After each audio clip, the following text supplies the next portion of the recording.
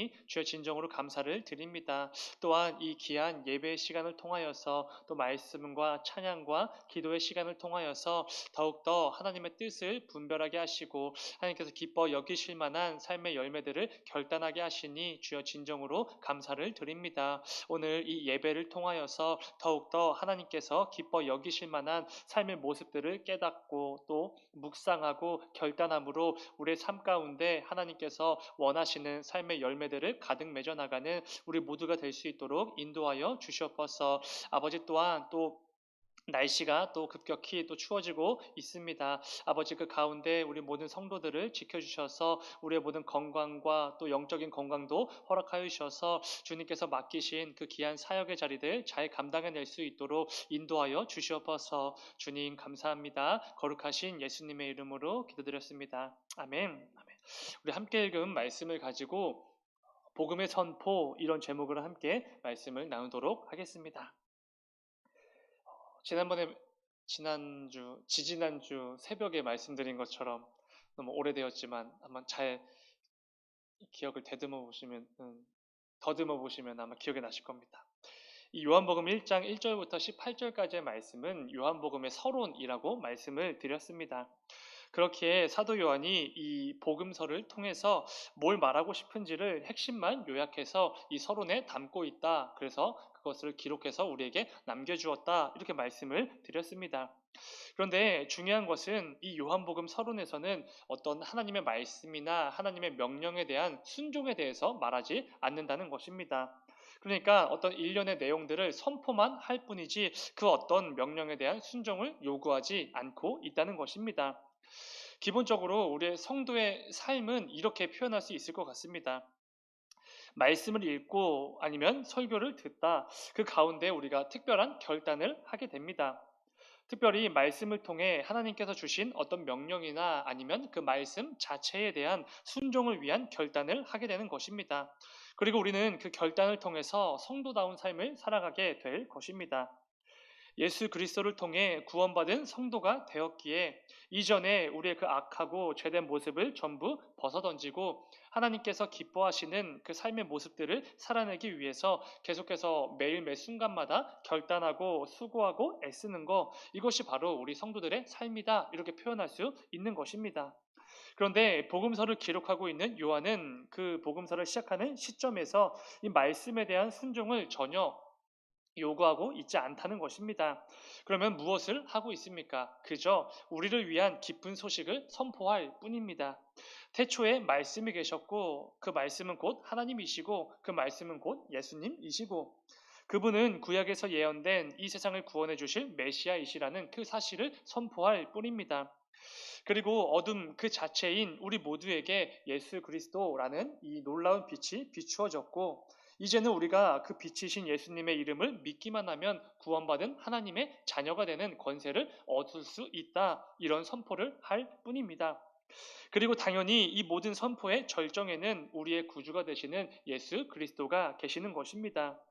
그분으로 인해 죄와 어두움으로 가득한 이 세상을 그리고 저와 여러분을 빛이 비추어진 그 상황으로 인하여서 영원한 사망이 아니라 이제는 영원한 생명이 주어졌다라는 이 놀랍고 기쁜 소식을 선포할 뿐인 것입니다. 그런데 더욱더 놀라운 것은 우리가 그 구원을 받기 위해 그 어떤 대가도 지불할 필요가 전혀 없다는 것입니다. 그저 예수 그리스도 그분의 이름을 믿기만 하면 그분의 자녀가 될 수 있습니다. 이런 놀라운 선포를 할 뿐이라는 것이지요. 그래서 우리는 이 기쁜 소식, 복음을 하나님의 은혜다 이렇게 표현을 합니다. 아무런 대가도 없고 비용 지불도 없이 거저 주어지는 선물과도 같은 것이기 때문에 우리가 은혜 이렇게 표현을 하는 것이지요. 그런데 우리가 잘 아는 것처럼 이것은 신학적으로 그냥 은혜가 아니라 도무지 거부할 수 없는 은혜 이렇게 표현을 합니다. 왜 그렇습니까?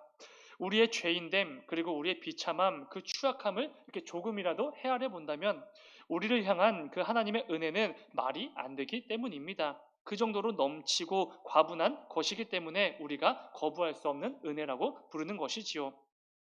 연약한 우리 인간의 입장에서는 절대로 거부할 수 없는 불가항력적인 은혜인 것입니다.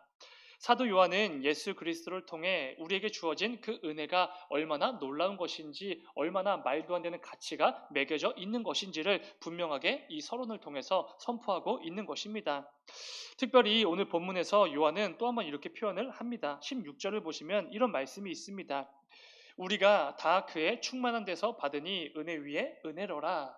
이 표현은 제가 이 성경 구절 중에 가장 좋아하는 구절 중 하나입니다. 전에 한번 말씀드린 것처럼 이 은혜 위에 은혜다라는 표현은 마치 바다의 파도처럼 밀려오는 은혜다, 이렇게 말씀을 드렸었습니다.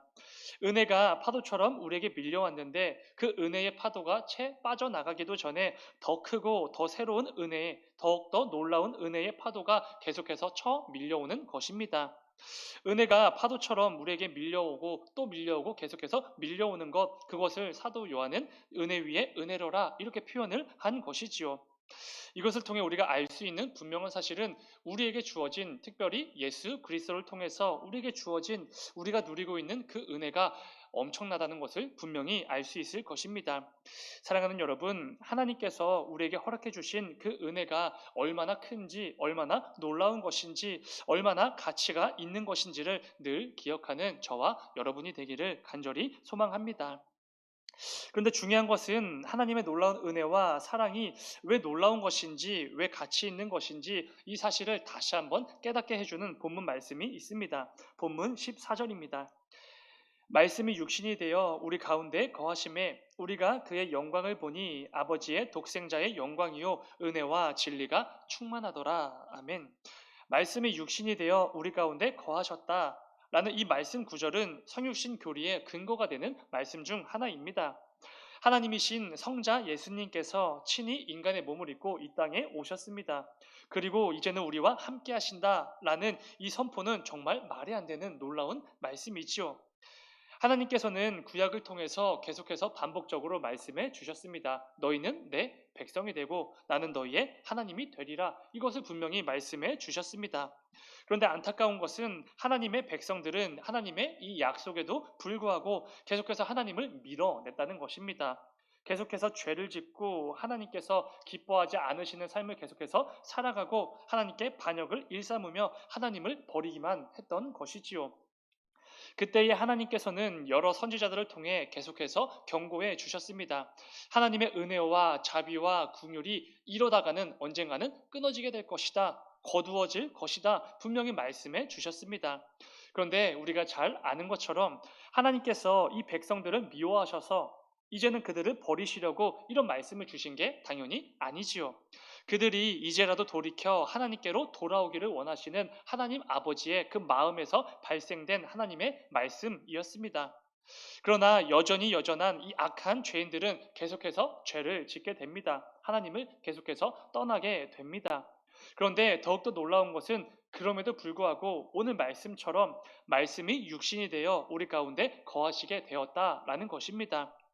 우리의 형편없음과 비참함에도 불구하고 자신의 약속대로 우리의 하나님이 되어주시기 위해 우리를 죄와 사망으로부터 구원해 주시기 위해 성자 하나님께서 성육신 하신 것입니다. 그리고 정말로 예수님께서는 끝없이 자신을 낮추시고 또 낮추심으로 이 땅에 오셨습니다. 그리고 한없이 자신을 희생하시고 헌신하심으로 우리를 대신해 죽기까지 십자가에 달려 죽으신 것이지요. 이를 통해 우리 죄인들에게 영원한 생명이 선물로 주어졌고 그 이름을 믿기만 하면 우리 모두는 하나님의 자녀가 되는 권세를 거저 얻게 된 것입니다.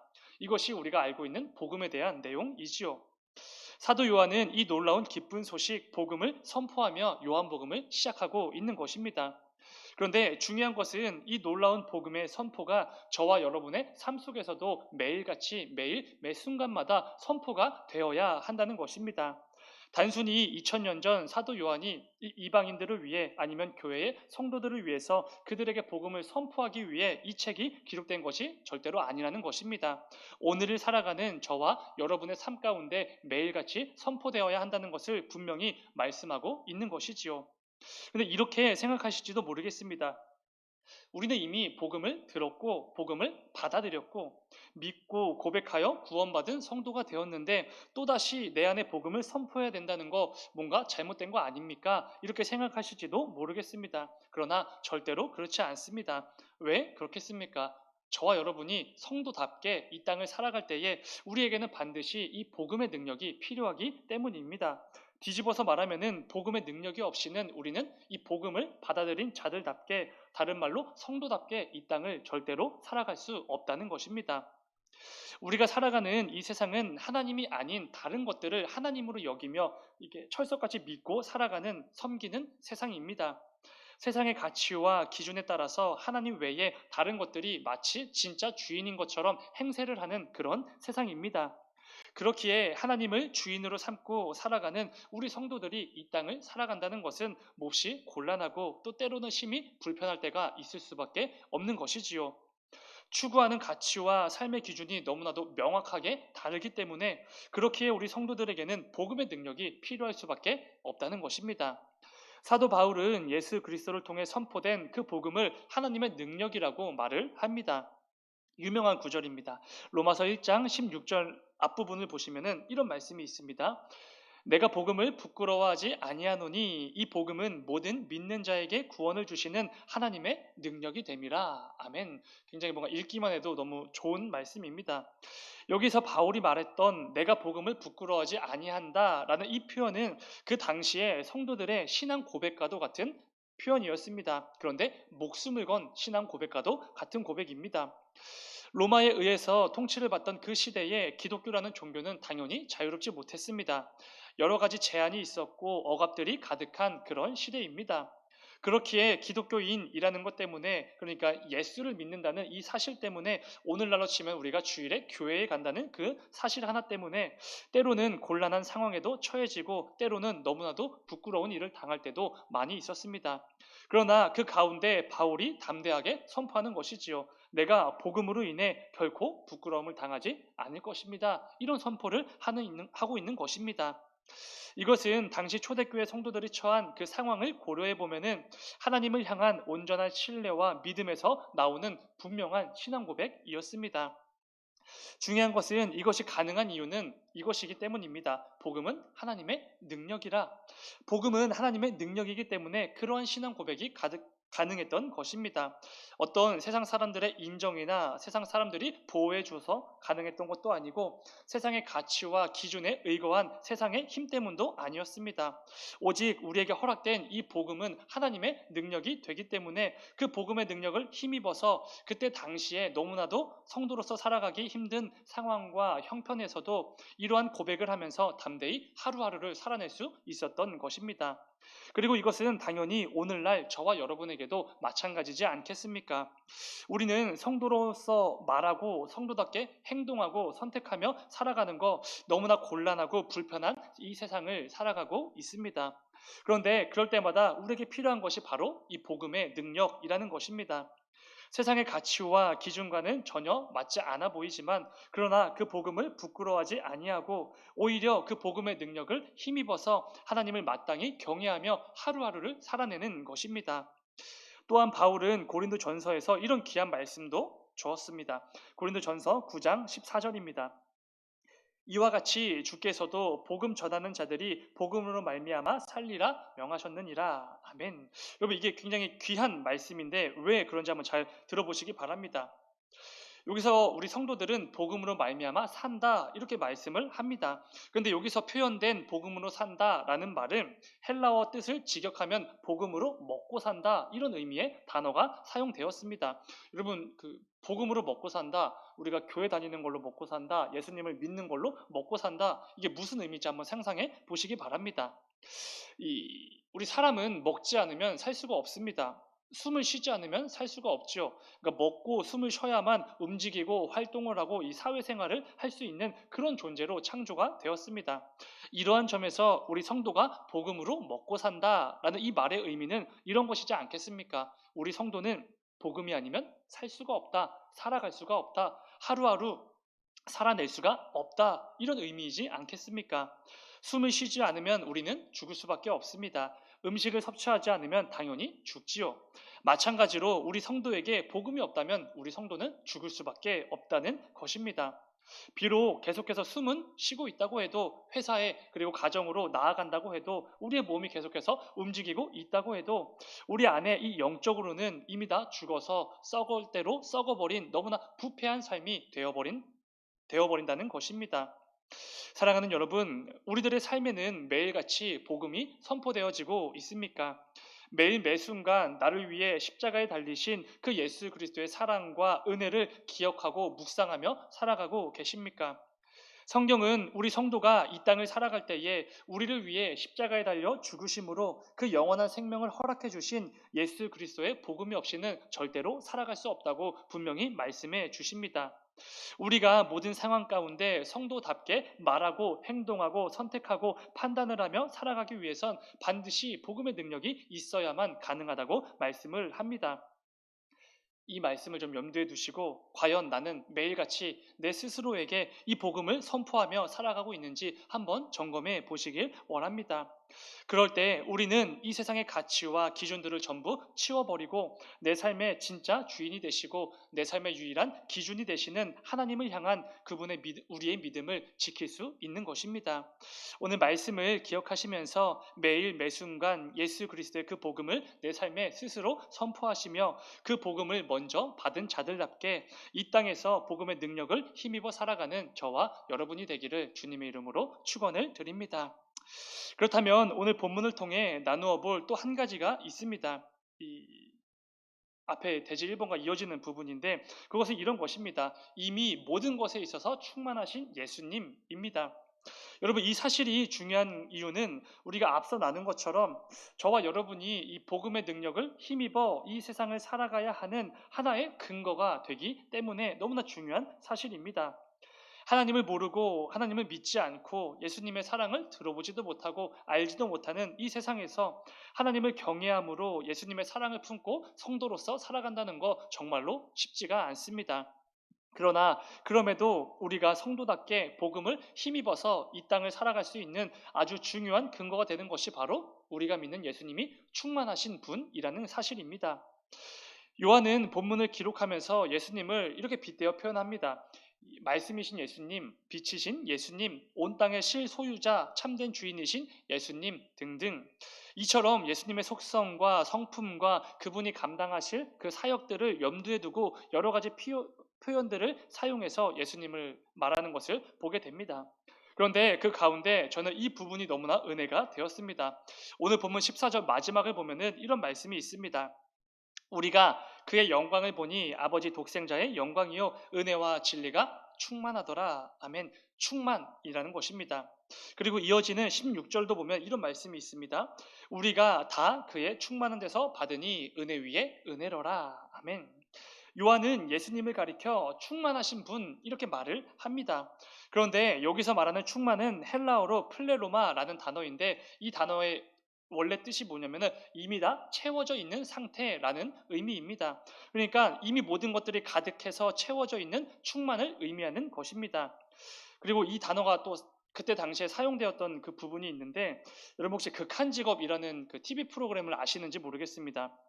제가 굉장히 좋아하는 TV 프로그램인데 그 가운데 멸치를 잡는 직업 편이 있습니다. 그때 이 어부들이 그물을 이렇게 들어 올릴 때마다 엄청나게 많은 멸치들이 같이 딸려서 올라옵니다. 그러면 그 멸치들을 이렇게 탈탈탈 털어서 이 배 아래에 있는 커다란 수조에 이렇게 넣게 됩니다. 그런데 나중에는 그 커다란 수조가 정말 가득 차서 더 이상은 이제 그물에 멸치가 걸려 올라와도 더 이상 넣질 못하고 이렇게 밖으로 버리게 됩니다. 이처럼 이미 물고기로 가득해서 더 이상 물고기를 실을 수 없을 만큼의 배가 만선되었다. 그때 사용되는 단어가 바로 오늘 본문에서 사용된 플레로마 충만이라는 단어입니다. 여러분, 이 부분에서 우리가 생각해 보아야 할 것은 우리가 믿는 예수님이 이렇게 충만하신 분이시구나라는 사실입니다. 우리 삶의 참 주인이 되시는 그 예수님께서 모든 영역에 있어서 마치 물고기가 가득 차서 더 이상 싣고 싶어도 실을 수가 없을 정도로 만선인 그런 배처럼 이미 넘치도록 충만하신 분이라고 요한이 말하고 있다는 것입니다. 사도 바울이 에베소서에서 동일하게 말했던 것처럼 만물을 창조하신 예수님께서는 자신의 안에 가득했던 그 충만으로 이 만물을 충만케 하시는 분이십니다. 이것은 유한한 저와 여러분과 같은 이 인간 기준으로 표현한 것이어서 그렇지, 우리 예수님께 해당되는 이 충만이라는 단어는 모든 것들을 초월하시고 모든 것들을 넘치게, 그리고 어느 정도인지 가늠조차 할 수 없는 말도 안 되는 충만을 의미하는 단어입니다. 우리가 믿는 예수님이 그런 분이시라는 것이지요.